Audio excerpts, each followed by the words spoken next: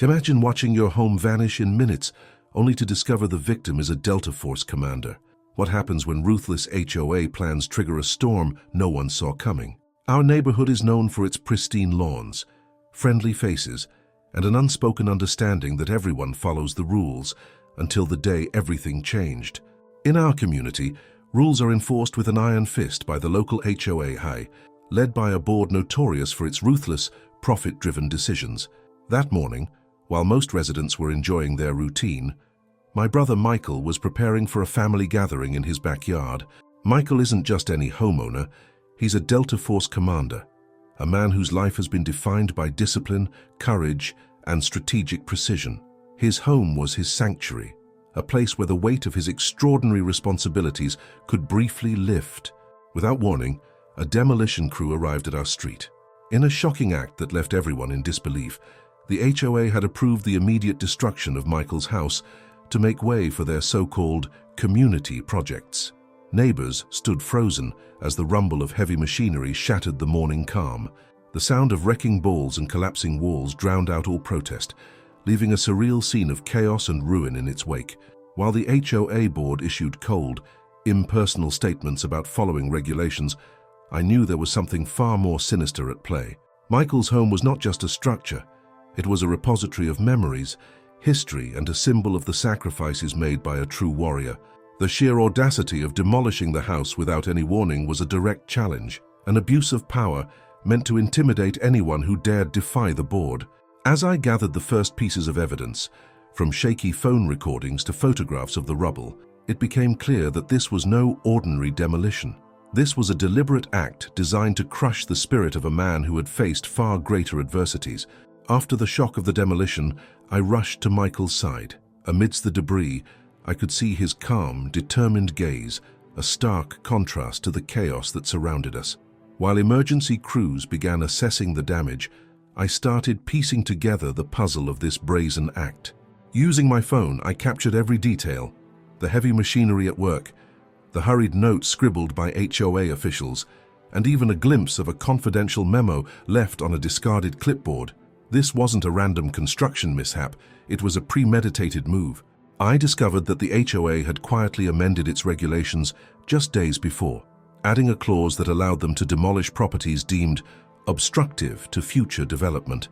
And Michael's house? It conveniently fell into that category. Later that day, as I reviewed the evidence in my home office, I contacted a few trusted neighbors.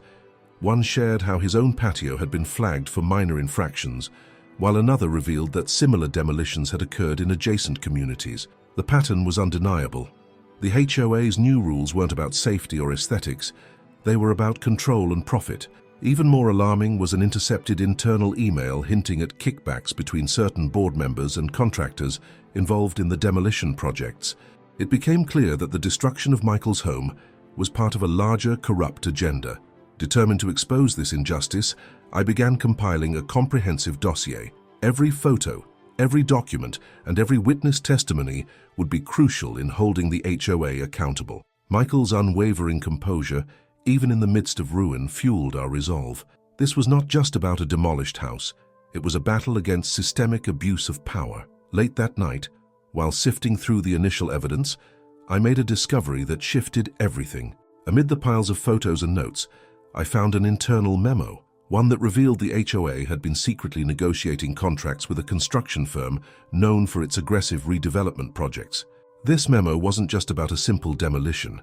It detailed plans to demolish several outdated homes in the neighborhood, all to clear the way for luxury developments that promised huge profits.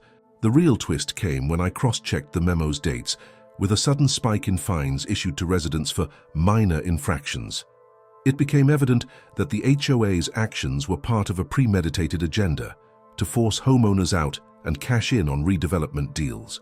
Michael's home was chosen not by chance, but because of its location, a key piece in the board's grand profit-driven puzzle. Digging deeper, I uncovered that the controversial clause enabling swift demolitions had been inserted during a secret meeting with no resident input. The memo hinted at a quid pro quo. Board members were receiving kickbacks from the construction firm. This revelation confirmed my worst suspicions. The demolition wasn't an isolated incident. It was a calculated move, aimed at systematically erasing a part of our community for financial gain. Staring at the damning evidence, I realized that we were facing far more than bureaucratic overreach. The HOA was orchestrating a full-scale takeover of our neighborhood, using demolition as a weapon, and Michael's home was merely the opening salvo in a much larger, deeply corrupt scheme. The next morning, whispers turned into a chorus of outrage throughout the neighborhood.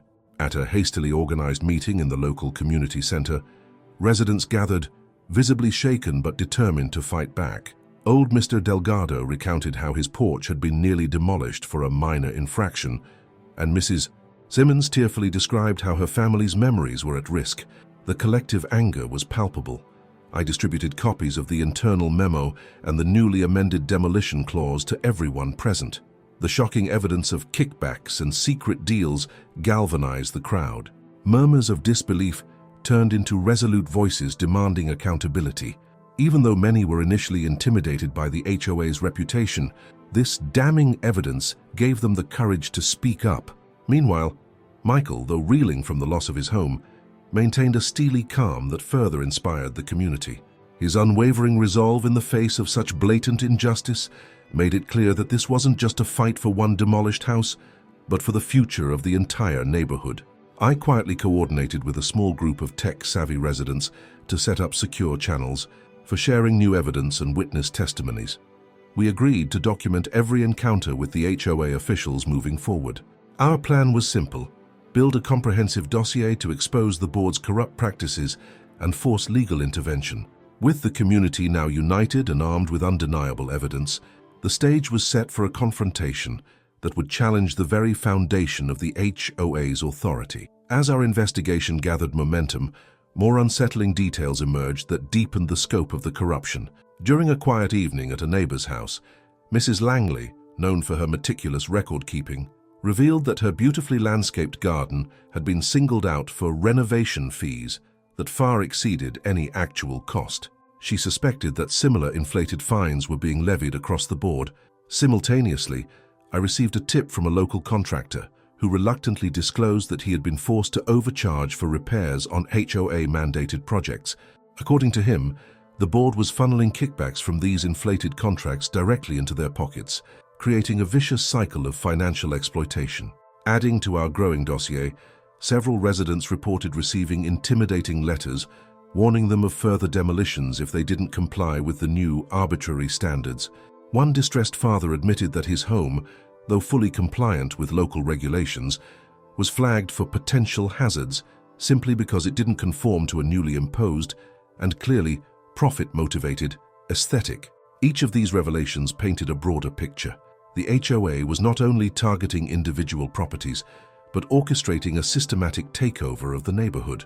The layers of deceit and financial misconduct threatened to erode the very fabric of our community. With every new subplot, our determination to expose this deep-rooted corruption intensified, setting the stage for a decisive confrontation that would shake the foundations of the HOA's oppressive regime. As the pressure mounted, the emotional toll of the HOA's actions became unmistakable. During a late-night community forum in a modest hall, residents gathered under dim lights to share their personal stories of loss and injustice. An elderly gentleman, his voice trembling, recounted how his family heirloom, a home built with generations of love, was now at risk of being erased by these arbitrary fines. A young mother, fighting back tears, described how constant intimidation had shattered her hopes for a stable home environment. Michael, despite the ruin of his home, maintained his characteristic calm.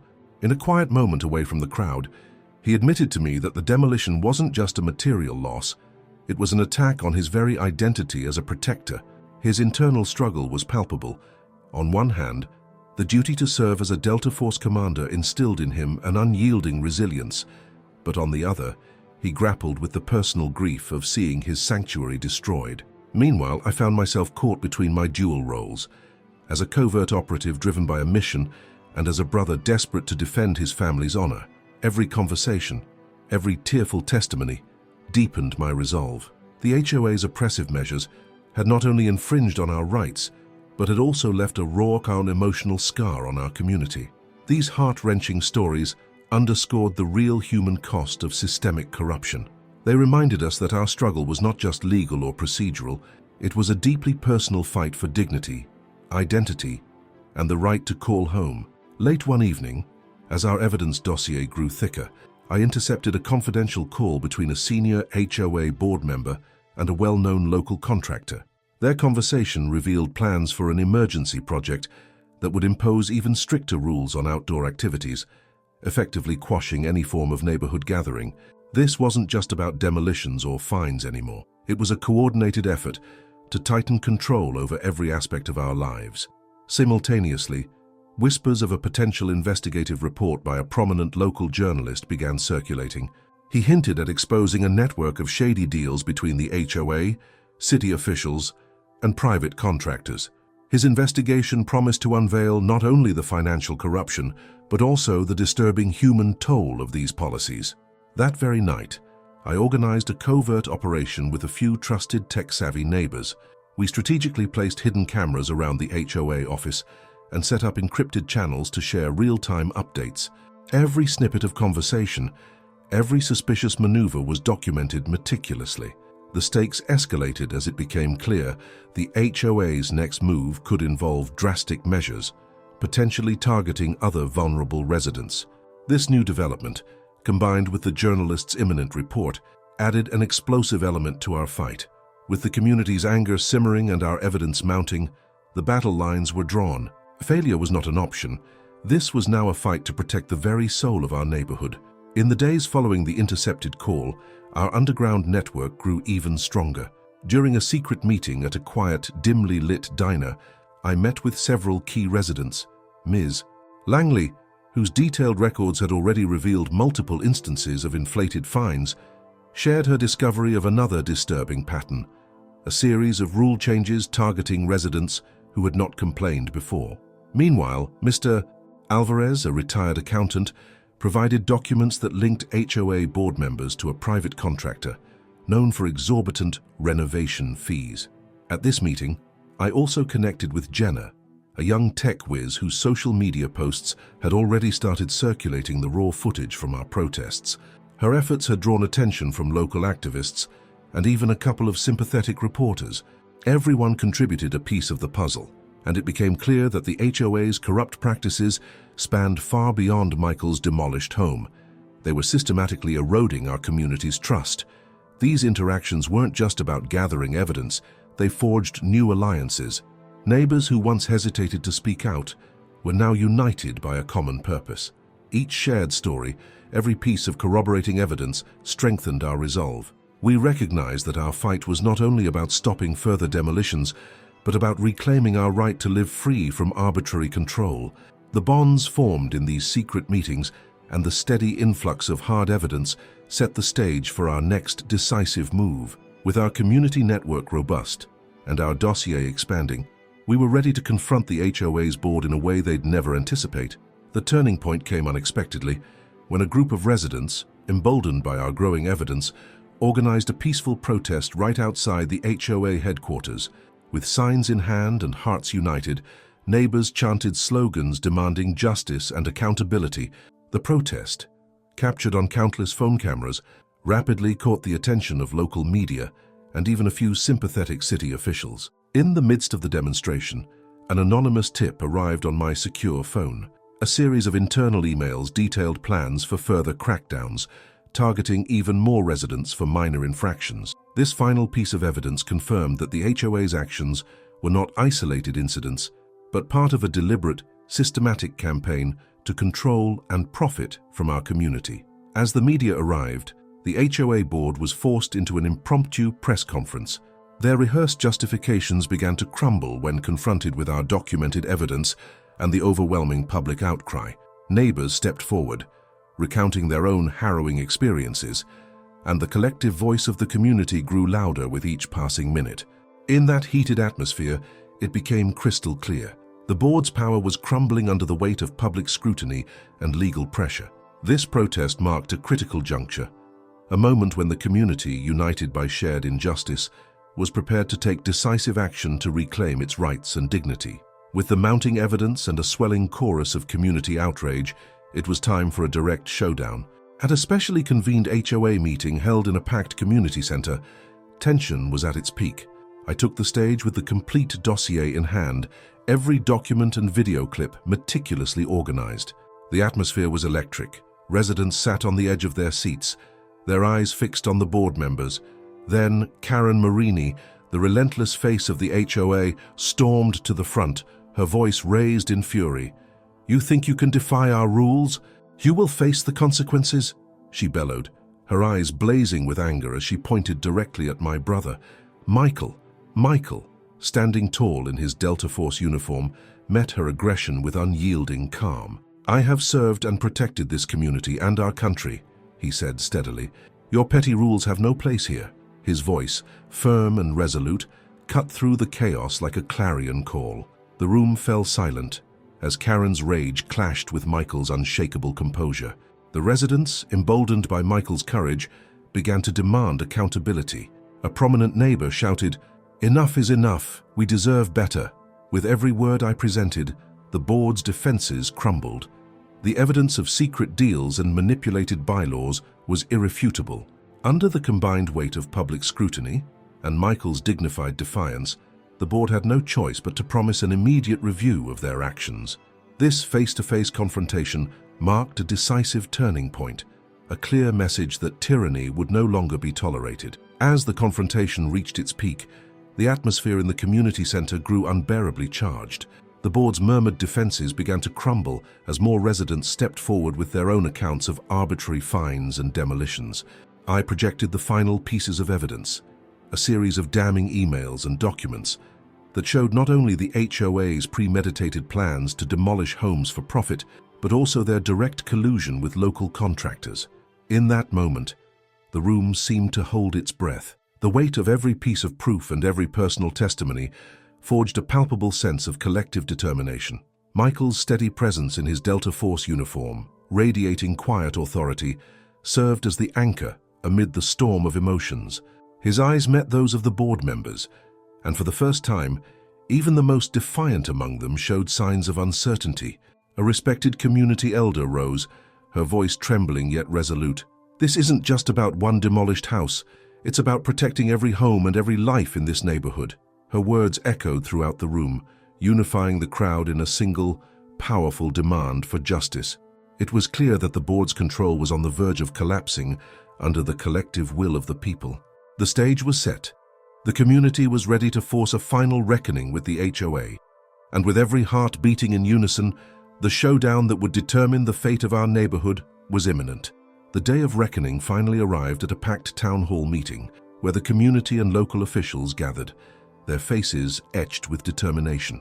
I stepped up to the podium, the comprehensive dossier of evidence spread before us on large screens.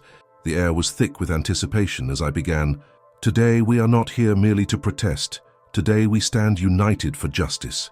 Michael, in his Delta Force uniform, stood by my side, his presence a living testament to courage and resilience. As I recounted every fraudulent fine, every secret memo, and every manipulated bylaw, the room grew increasingly animated. Neighbors, emboldened by our shared evidence, rose to speak. Their voices, quiet at first, then rising in unison, demanded accountability from the HOA board. At that moment, Karen Marini tried to regain control, her voice trembling with fury as she declared, "This meeting is invalid. You have no right to defy the rules." But her words were drowned out by the resounding collective outcry. Michael stepped forward, his voice steady and commanding. "I have defended our nation and our community. Today, I defend our right to live freely without tyranny." The turning point came when a federal inspector, drawn by the mounting public pressure and clear evidence, announced, "Based on the overwhelming proof of corruption, all actions by the HOA are hereby suspended pending a full audit." The room erupted in cheers and applause. Karen's face fell, and even the board members looked down in defeat. In that defining moment, our community's unity triumphed over oppressive bureaucracy. The wrongful demolition, once intended to instill fear, had instead ignited a battle that restored hope and justice. Our homes and our dignity were saved. In the aftermath of that historic showdown, our community emerged stronger and more united than ever before. The corrupt practices of the HOA were exposed and dismantled, and a new leadership, one committed to transparency, fairness, and community welfare was swiftly installed. Michael's unwavering courage, standing proudly in his Delta Force uniform, became a symbol not just of personal resilience, but of the power of unity in the face of tyranny. As I walked through the neighborhood that day, I saw neighbors hugging, sharing relieved smiles, and discussing plans for rebuilding what was lost, not just in bricks and mortar, but in the spirit of the community.